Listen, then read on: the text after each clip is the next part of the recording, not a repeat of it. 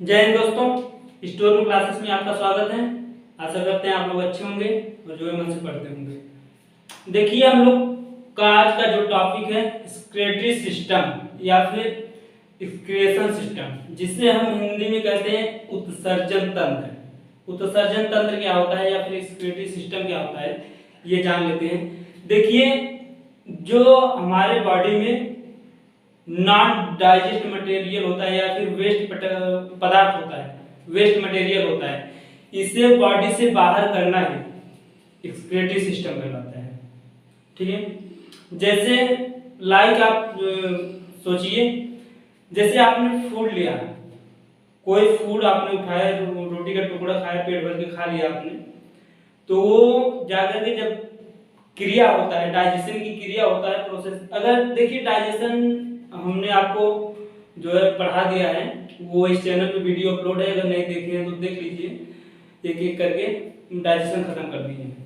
तो देखिए, जो डाइजेशन होता है उससे जो फूड आपने लिया है उससे मतलब आपको जो एनर्जी मिला है, एनर्जी किसके रूप में मिलता है? प्रोटीन के रूप में मिलता है, कार्बोहाइड्रेट के रूप में मिलता है, लिपिड के रूप में मिलता है, फैट के रूप में मतलब, और विटामिन, मिनरल और वाटर। ये इसी सबसे जो हमें एनर्जी मिलता है। ठीक है, ऑक्सीजन से रूप रिस्पायरेशन सिस्टम में ऑक्सीजन से भी एनर्जी मिलता है, हमने आपको बताया है। तो जो एनर्जी मिला वो ब्लड सभी कोशिकाओं को पहुंचा देता है कि भाई लो, ये लो आप, ये लो आप, ये लो आप, ये लो आप, सबको वो पहुंचा देता है। तब कोशिकाएं क्या करती हैं? अपने आप को जीवित रखने के लिए वो उसके अंदर माइटोकॉन्ड्रिया होता है, वो क्रेब्स साइकिल चलाती हैं, और साइटोप्लाज्म होता है कोशिकाओं के अंदर। कोशिकाओं, न्यूक्लियस और कोशिका के बीच जो आपका लिक्विड भरा रहता है वो साइटोप्लाज्म होता है, कोशिका द्रव। उसमें ग्लाइकोलिसिस होता है, तो ग्लाइकोलिसिस और क्रेब्स साइकिल द्वारा हमें टोटल बताया था आपके एटीपी मिलता है, तो एटीपी एनर्जी के रूप में होता है। तो वो हमको, हमारी कोशिकाएं उससे जीवित रहती हैं और निष्क्रिय नहीं होती हैं, पिचकती नहीं है। ठीक है, जो लिक्विड सब भरे रहते हैं वो पिचकने नहीं देते हैं। तो देखिए, ये दूसरे टॉपिक हम लोग बात करने लगे। अभी इसमें हम बात करते हैं एक्सक्रीटरी सिस्टम। एक्सक्रीटरी सिस्टम जो है वही जो हमारे शरीर में वेस्ट पदार्थ है उसे बाहर निकालना एक्सक्रीटरी सिस्टम कहलाते हैं। ये दो चीजों से मिलकर के बना होता है एक्सक्रीटरी सिस्टम, एक्सक्रीशन और ऑस्मोरेगुलेशन। देखिए, एक्सक्रीशन क्या होता है देख लेते हैं। हानिकारक अपशिष्ट पदार्थ जो हार्मफुल वेस्ट मटेरियल होते हैं, हानिकारक अपशिष्ट पदार्थ की अधिक मात्रा से निकासित करने की जैविक प्रक्रिया, बायोलॉजिकल प्रोसेस को एक्सक्रीशन कहते हैं।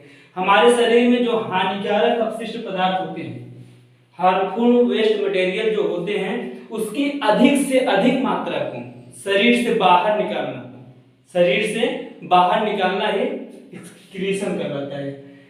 ठीक है, और शरीर से बाहर निकालना इसे जो है कहते हैं जैविक प्रक्रम, बायोलॉजिकल प्रोसेस कहते हैं। ठीक, ये समझ में आ गया। तो चलिए दूसरा देख लेते हैं, ऑस्मोरेगुलेशन क्या है, जिसे हिंदी में परासरण नियमन कहते हैं। हिंदी में परासरण नियम, शरीर में जल की उचित मात्रा तथा उपयुक्त आयनों का संतुलन बनाए रखना ही ऑस्मोरेगुलेशन कहलाता है। देखिए, हमारे बॉडी में करीब 60% पानी भरा रहता है पूरे बॉडी में। ठीक है, अब आप कहेंगे सर जो है 60% पानी भरा है तो हम लोग बहुत ज्यादा वजन पूरा जब काटते हैं तो पानी क्यों नहीं निकलता है, ब्लड निकलते हैं? देखिए, जो कोशिकाएं होती हैं, छोटी छोटी कोशिकाएं जिसे आप नग्न आंखों से नहीं देख सकते, उसके अंदर पानी भरा रहता है। तो वैसे वैसे पूरा अगर आप देखेंगे तो पूरे बॉडी में पानी, जैसे देखिए किसी आदमी की अगर डेथ हो जाता है, उसे अगर 10-12 घंटे तक अगर रख दिया जाए तो वो भारी हो जाता है। क्यों जानते हैं? पानी के कारण है। उसके शरीर में सेल्स जो होती हैं वो पानी मतलब कार्य करना बंद कर देती हैं, पूरा पानी फट निकलने लगता है, तो वो ओझल हो जाता है। तो ये जो पानी होता है और उपयुक्त आयन होते हैं, आयन, उन्हें ये संतुलित बनाए रखता है कि कहीं ये कम न पड़ जाए। इसका काम यही होता है ऑस्मोरेगुलेशन का। ठीक, अब दोनों ऑस्मोरेगुलेशन और जो है एक्सक्रीशन और ऑस्मोरेगुलेशन साथ साथ चलते हैं। दोनों साथ साथ चलने की क्रिया को ही एक्सक्रीशन कहते हैं, चलते हैं। इन्हें संपादित करने वाले अंग तंत्र को मूत्र तंत्र, मूत्र तंत्र मतलब पेशाब तंत्र कहते हैं, मूत्र तंत्र या उत्सर्जन तंत्र एक्सक्रीटरी सिस्टम कहते हैं। ठीक है, इतना समझ में आ गया, स्क्रीनशॉट ले लीजिए। देखिए उत्सर्जन तंत्र कौन कौन से होते हैं देख लेते हैं। ठीक है, एक मिनट। उत्सर्जन तंत्र आपके जो है टोटल 5 होते हैं। पहला होता है किडनी, दूसरा होता है फेफड़ा जिसे हम लंग्स बोलते हैं, तीसरा त्वचा होता है जिसे स्किन बोलते हैं, चौथा होता है लीवर जिसे यकृत बोलते हैं, पांचवा होता है इंटेस्टाइन जिसे आंत बोलते हैं। ठीक, चलिए एक्सक्रीशन, एक्सक्रीशन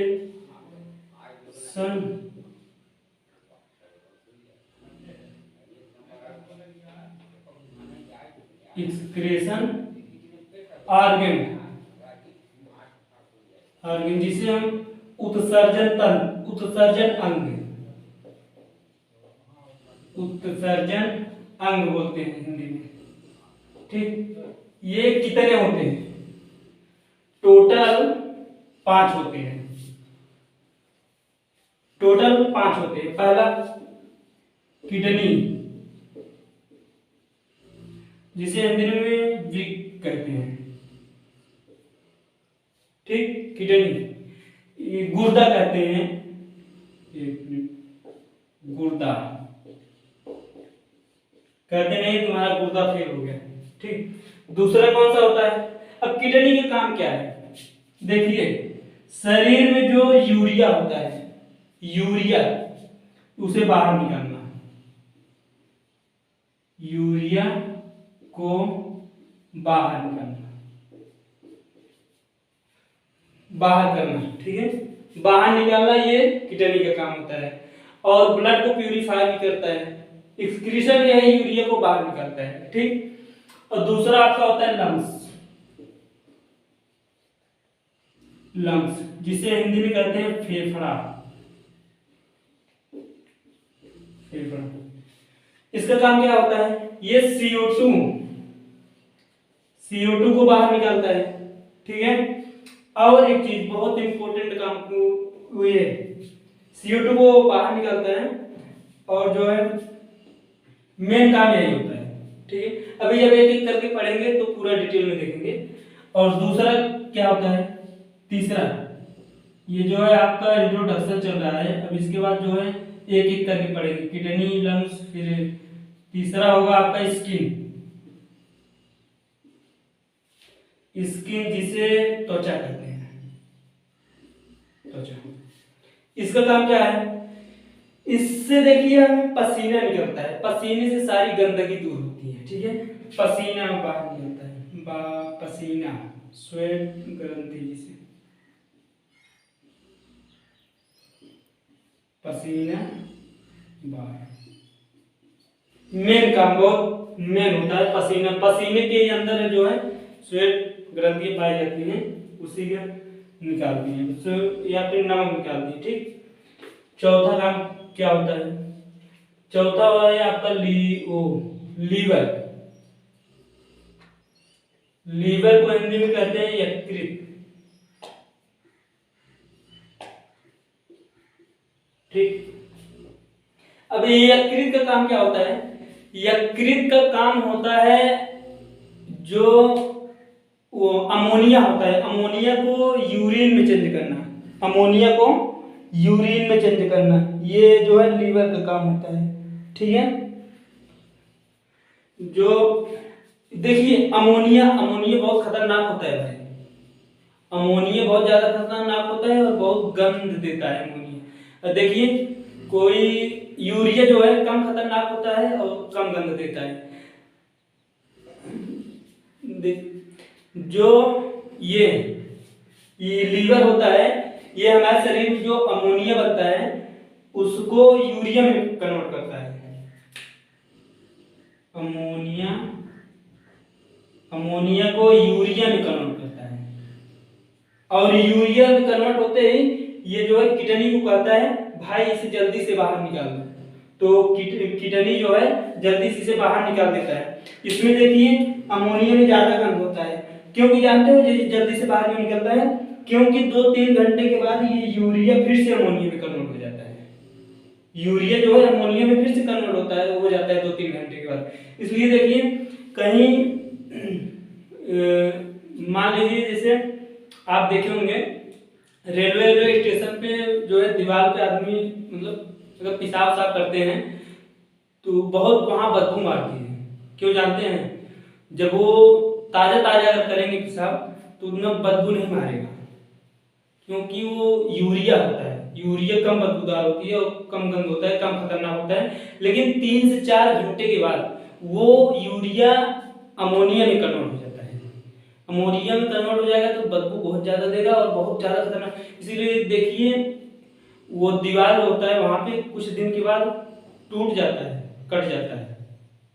ठीक है, समझ गए ना? अब आपका 5वां है लास्ट, इंटेस्टाइन। इंटेस्टाइन जिसे हम आंत कहते हैं, इसका काम क्या होता है? आंत का काम क्या है? देखिए ये जो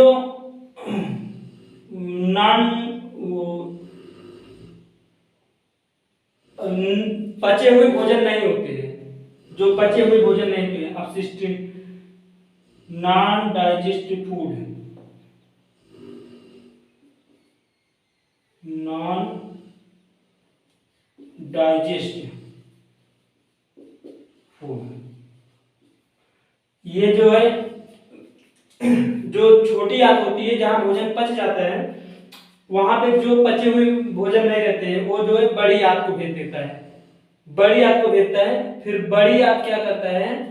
आंत में दोनों आ जाते हैं। ठीक है, बड़ी आंत में फिर बड़ी आंत में जो नॉन डाइजेस्ट फूड होते हैं मतलब पचे हुए भोजन नहीं रहते हैं, ये रेक्टम में भेज देता है। रेक्टम, और रेक्टम जो है जिसे मलाशय कहते हैं। ये मलाशय क्या है? देखिए जहां पे हमारा नॉन डाइजेस्ट फूड स्टोर होता है उसे ही ये रेक्टम कहते हैं। वहां पर देखिए ये सब अगर आप वो डाइजेशन वाले चैप्टर में देखेंगे तो लार्ज इंटेस्टाइन माउथ से स्टार्ट होता है और कहां कहां से होकर के जाता है ये हम पढ़ा चुके हैं। आप देख लीजिएगा, वीडियो अपलोड है, नहीं देखें देख लीजिएगा। फिर उसके बाद एनस के थ्रू ये बाहर कर देता है। ठीक, इतना समझ आ गया? ये जो है स्क्लेटरी सिस्टम एक प्रकार समझते हैं, इसमें हम बहुत कुछ थोड़ा डाइजेशन का भी इंक्लूड कर देते हैं, सीधा समझते हैं। देखिए स्क्लेटरी सिस्टम ये तंत्र होता है, तंत्र बहुत विशाल होता है और इस हम आपको बताएंगे तंत्र कई चीजों से मिल करके बनाया जाता है। ठीक है, तो उसके बाद इसके अंतर्गत 2 चीज हमने पढ़ा, एक एक्सक्रेशन, एक वो ऑस्मोरेगुलेशन। एक्सक्रेशन में क्या है? जो अपशिष्ट पदार्थ होते हैं वो जैविक क्रिया के माध्यम से बाहर निकाल दिए जाते हैं। ठीक है, और दूसरा पढ़ा ऑस्मोरेगुलेशन, उसमें जो है वाटर और आयन को संतुलित रखा जाता है। ऑस्मोरेगुलेशन का काम है वाटर और आयन को संतुलित रखना। ठीक है, फिर अगर ये दोनों मिला देंगे, अपशिष्ट पदार्थ बाहर निकालना और वाटर और मिनरल को जो है संतुलित करना, अगर ये दोनों मिला देंगे तो एक्सक्रेशन आपका हो जाता है। सिस्टम, पूरा सिस्टम हो जाता है। फिर देखिए कौन कौन से ऑर्गन होते हैं इस ये जो है एक्सक्रेशन सिस्टम उत्सर्जित तंत्र के कौन कौन से ऑर्गन होते हैं, कहां कहां से में होता है। हमने पहले देखा जो है वो क्या बोलते हैं, किडनी। किडनी क्या करता है?